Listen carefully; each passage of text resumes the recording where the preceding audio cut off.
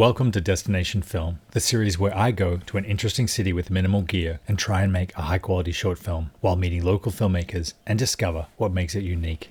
This month, I'm shooting a supernatural thriller in New Orleans, Louisiana.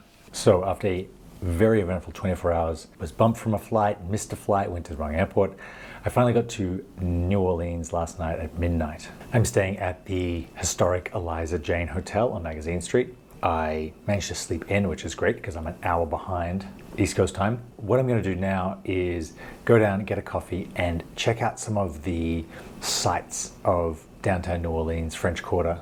What I did on the way here was look through famous shooting locations, mainly from Angel Heart and American Horror Story, and then added them to a Google map so I can see actually how close they are in relation to one another. So this allows me to walk around the city and see 3 or 4 places, scat them out, take some photos, get some footage really quickly, and I have 3-4 hours before I have to pack everything up, go to set, and shoot the first scene. I am very excited to be in New Orleans. This has been a place that has long held, a real allure to me, somewhere I've always wanted to go. And now that I'm finally here, I can't wait to get down into the streets and see what this place is about and how it's different and how it's the same to the movies I've been watching my whole life.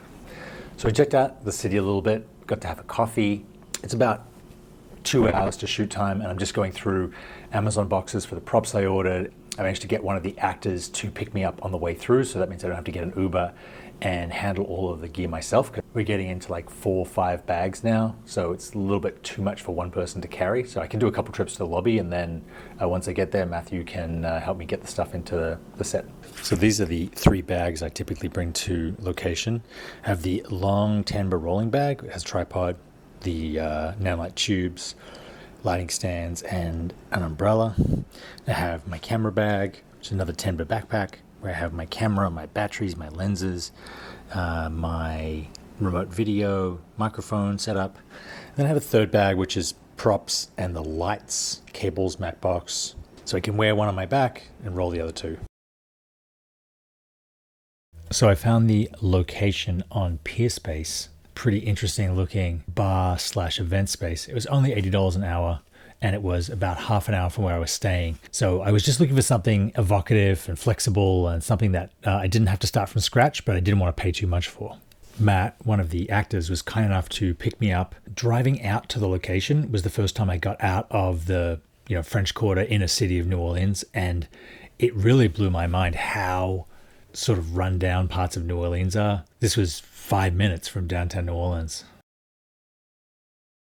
So arriving at a new location, meeting the actors, trying to work out what you want to shoot, setting up your lights and your gear. As a solo shooter, just cinematographer, director, producer, writer, can be really overwhelming. You're trying to find your bearings, you're trying to think ahead, but also work while you think to get things set up. I think in a perfect world, I would have got here maybe an hour before talent and had everything set up and thought through before I had to also kind of get to know, introduce, and discuss the scene with the actors. But doing that at the same time as setting up can be tough. You're trying to think creatively and you're trying to think technically, and you don't end up doing the bad job at both. But since the actor was my ride to location and we only had the other actor for a certain amount of time, if you choose to set up and light without the actors, it means you don't really get their feedback or their participation in the blocking, and that can sometimes backfire. But in this case, it was really just 2 people sitting at a table. I think it took me an hour all in from walking in the door to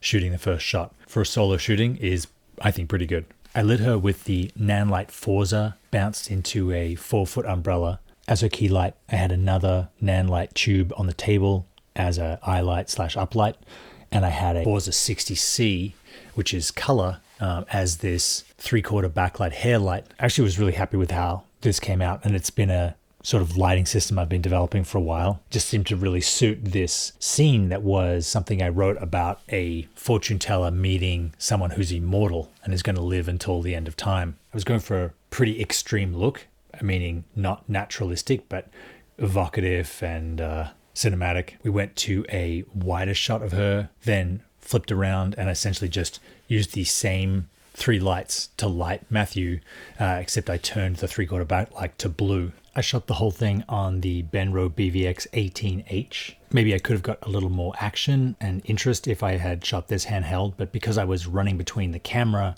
and the lights, there was nowhere to put it down. In between takes, I had no assistance, so I decided to shoot the whole thing on sticks. I used the Axoon CineEye to send a signal from the camera to my iPad so I could adjust the lights and see what the effect was. For audio, I used the Saramonic Blink 500 Pro B2, which is two separate clip-on lav transmitters that beam back to a single receiver. In the past, I've been really happy with my single shots, my over-the-shoulder shots, and details. The thing that's always been challenging as a one-man shooter is the two-shot, because to get the light on the far side of the line, to have upstage key, you need to boom it over the two actors. And that means bringing a C-stand with a long arm or a Minimax stand, something that doesn't fly very well, is really hard to set up. What I tried this time was to just have the same key light as the single shots and just leave the light stand in shot. I then exported a still from Resolve into Photoshop, used content-aware fill to remove the light stand, and then imported just that part back into Resolve and added it as a layer to cover up the light stand. Added a little bit of grain to hide the seams, and if you don't look at it too closely, I think it works pretty well. So after we got the two shot, we got a bunch of details, inserts. I didn't have enough lights to light the actor's entrance, so I ended up shooting it through the crystal ball, which was a cool way of getting him in and out of the scene. And we wrapped with just under 2 hours of shooting, and we're able to bump out, pack everything up in about 40 minutes. Of all the destination film shoots I've done so far, this was the one I was happiest with. I took the lessons I'd learned on the others and did enough preparation to allow the whole thing to come together pretty smoothly, even as a one-man band. After we shot, I got dropped back at the hotel, basically fell asleep at 6 o'clock in the afternoon because I was so tired. I woke up again at about 10 and walked around New Orleans some more because I wanted to see the French Quarter at night when it really comes alive, to see it like it's been featured in so many famous films and TV shows. New Orleans holds a pretty interesting place in the film world. Outside of tourist areas of downtown, it is a very cheap place to live. The cost of living here is maybe half that of Los Angeles and New York. But unlike most smaller cities, it has a world-class film industry. A ton of trained professional crew, lots of stage space available, a ton of rental houses and world-class gear. That's because New Orleans has a long history of the film tax rebate. If you're not familiar, that is when a city or state encourages people to come and film in their location by giving them money back that they spent. In Louisiana, it's between 30 and 40 cents on the dollar. The cash value is actually a little less, but that means that if you actually come and film here and spend $100,000, say, on a film, if you abide by all the rules, the state of Louisiana will send you a check for $20,000 or $25,000. That, compared with the lower cost of shooting here, makes it very hard to beat. Filming in New Orleans is fantastic, and it's a great landscape, and they've got great stages and great equipment and great crew. Very good crew there. That, to me, in my opinion, get underutilized. You don't really get a sense of jadedness there. Everyone understands what we're doing. Louisiana and New Orleans doesn't just feel like a different country, it feels like a different planet. It feels both not American and intensely American. I absolutely love cities like this where through the cracks you see what life was really like here and what the real intentions were of the people that built this place. The streets feel so rich with stories, like so many different perspectives, so many different intermixing cultures and communities and traditions that it just feels like a place where anything could happen. That is a wrap on another episode of Destination Film. Thank you to everyone who's been watching these and made it the most popular series in the 10 plus years of this channel. I have a ton more of these planned, but let me know in the comments where you would like me to go next. Thank you to our sponsors, Tenba, Benro, Saramonic, Axoon, and Nanlite. Their support makes this series possible. Check out the description below for the gear I used. I will see you next time.